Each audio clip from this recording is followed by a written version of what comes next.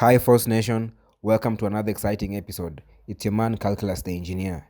Today we are going to cover a bit of civil works, just the basics. That is civil works around buildings. We are looking at stormwater and sewer drainage.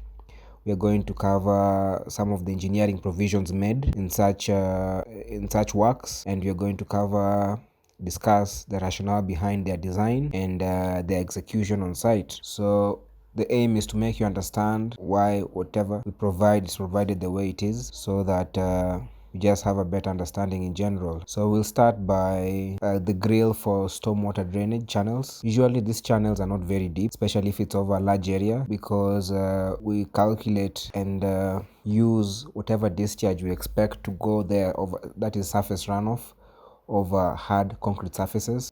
And if it's over a large area, then the discharge, the volume will not be much over a large distance. So these grills are supposed to be open and not completely. They have like small fins of some sort, so that it prevents large objects from getting into the drain and blocking the drain, while at the same time it can allow water to go through. So these drains are made of metallic material. The thickness varies depending on the kind of traffic, both human and vehicular traffic we expect. If they're in the parking areas, then of course we're looking at anything above 6 mm thickness. And as you know, structural steel, the strength is in the thickness of the section. So the thicker it is, the more strength it has. So as I said, for structural loading, we're looking at about 6 mm and above for these grills. And these have to be galvanized. They have to be protected against corrosion, because they're going to be in constant contact with water and they're exposed to the elements out there in the field. So they have to be protected against corrosion, and then they can have another coat of paint just for aesthetics. Next up, we'll look at manholes. The general rule of thumb for manholes is that they are 30 meters apart. Unless there's change in direction, then we'll have to have a manhole. Otherwise, you can have them 30 meters apart. And that is the general civil engineering rule for their design. And these have covers on top, and of course, just like the stormwater channel grills, the strength of the cover and the size is a function of the kind of traffic and location this manhole is going to be. They generally can be built by masonry walling, or if the loading is quite significant, then we'll go to reinforced concrete. And next up, we'll look at IBD. These are invert block drains. These are very shallow precast elements, and they're particularly prefabricated cast for stormwater drainage, and they work hand in hand with channels. They can be next to bituminous road sections, or even paved road sections, using precast blocks. And these invert block drains, they are connected. A piece is about 500 millimeters or so in length, and they are connected one to the other using a mortar. It's a mortar joint. So long as there's no significant leakage, then it's okay, because they're usually on compacted ground. If the water seeps through a bit, there's no challenge, but it should be a tight joint, the mortar joint, and that's usually how they're designed and constructed on site.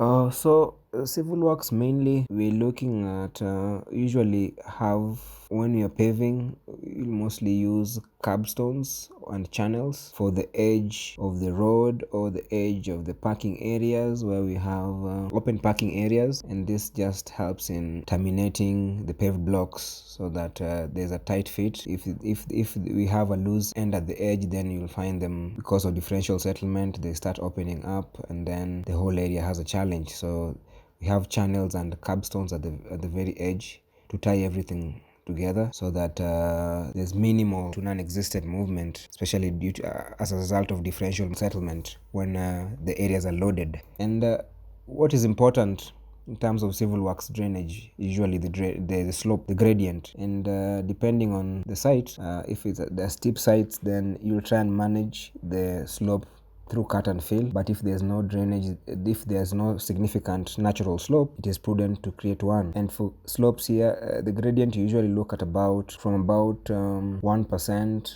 all the way to about 4%. The aim is to have not to have any stagnation of water, and it should be flowing by gravity freely into the designated areas in terms of the collection points. And the slopes are key to the general maintenance of these areas where we have the civil works, engineering provisions in form of civil works. So that is usually a very important item. So like I mentioned, preparation also of the ground to receive the paved blocks and the other components, engineering components, in terms of the civil work provisions is important. And the ground has to have non-expansive soils. It has to be properly compacted in layers not exceeding 200 millimeters or 8 inches. And then before the final elements are put, then it's good to have some sort of blinding. And here we'll use fine aggregates in terms of we can have quarry dust, sand, and this helps just in leveling out, ensuring the elements, the structural elements in terms of the paved blocks and that in the curbstones or channels at a level surface, and there's minimal movement even when they are loaded. So preparation of the ground is an important factor as well in civil works execution on site. And part of also civil works design and execution are downpipes for buildings, and this usually should terminate at a gully trap where when you have rainwater, there's a collection point before it proceeds to the drainage channels and go to designated areas. You can have a gully trap, or there are also catch pits, and these catch pits are usually designed in such a way that the corrosion force of water from the downpipes has to be broken using aggregates, and then it goes through a sieving system. We can be metallic or very cloth material that is very rigid before it exits into the drainage channels. Usually when you're doing civil work, sometimes you might need to have drop manholes because of significant gradients that might cause challenges in terms of the flow of, mostly you're looking at sewer, and these drop manholes, they just help in managing the amount of excavation that's going to be done, and also trying to regulate the velocity of the sewer water, so that it's not too fast or too slow. If it's too fast, then some sediments may be left in the system, leading to caking and eventual blockage.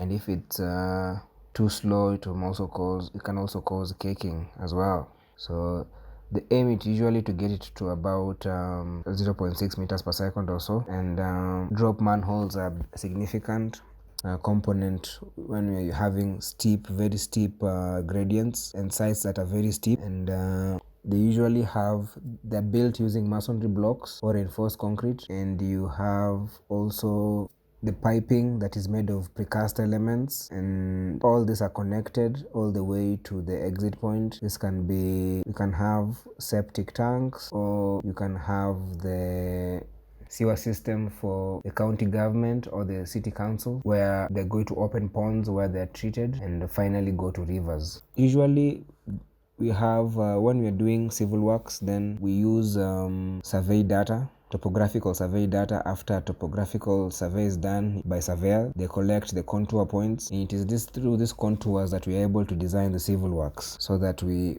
avoid wastage on site, since we're going to have very precise points, and you know where the drop points are, and generally how the land is sloping.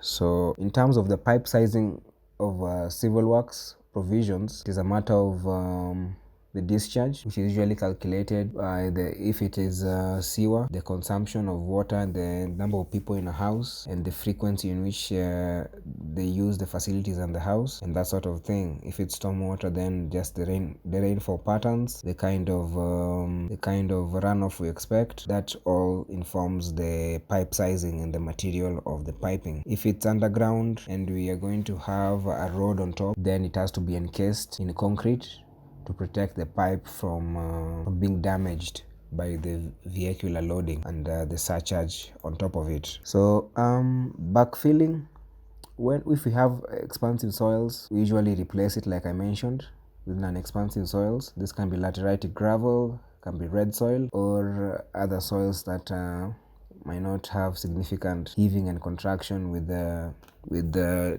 differential moisture content. And sometimes, especially when we expect to have significant vehicular loading because of traction and all that, then you might need to pack hardcore below these the surfaces that are going to have like parking areas and loading bays and that sort of thing. And the hardcore helps in ensuring that there's minimal to non-existent differential movement. You'll find that substructure works in engineering is just to manage differential movement, because you don't want cracks. They're not desirous to. It's not desirous to have cracks and that sort of thing. So that's why we pack hardcore, and it all has to be done in layers, and compaction is key. And depending on the kind of area and compaction is required, then there are different rollers for that, and all these rollers have a different delivery load depending on the specification issued by the engineer.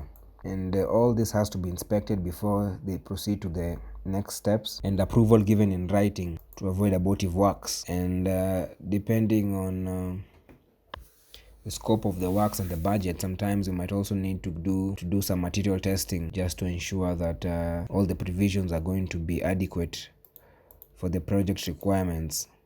And these are done in the lab, the various material testing, the material tests that are done for especially roads, just to see that the substructure is going to be adequate with the design provisions.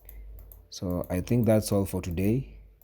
We'll go deeper into Civilworks design, probably just cover the process from the raw data in terms of the design all the way to the point we've covered today, where we have the execution on site, and maybe even go through the kind of testing that is done in the lab to ensure that the material on site is adequate, or if we need to import material in order to make up for the limitations experienced on site. One thing I forgot to mention is waterproofing of areas where we have civil works, especially if there are buildings next to it. Usually the aim is to have buildings about 6 inches or 150 millimeters above the ground level to manage ingress of moisture through capillary action or otherwise. And this leads to specifications for waterproofing on the surface application, and the various products that are used for waterproofing depending on the budget, the scope, and the severity that is anticipated. So you should also keep that in mind. That's all for today,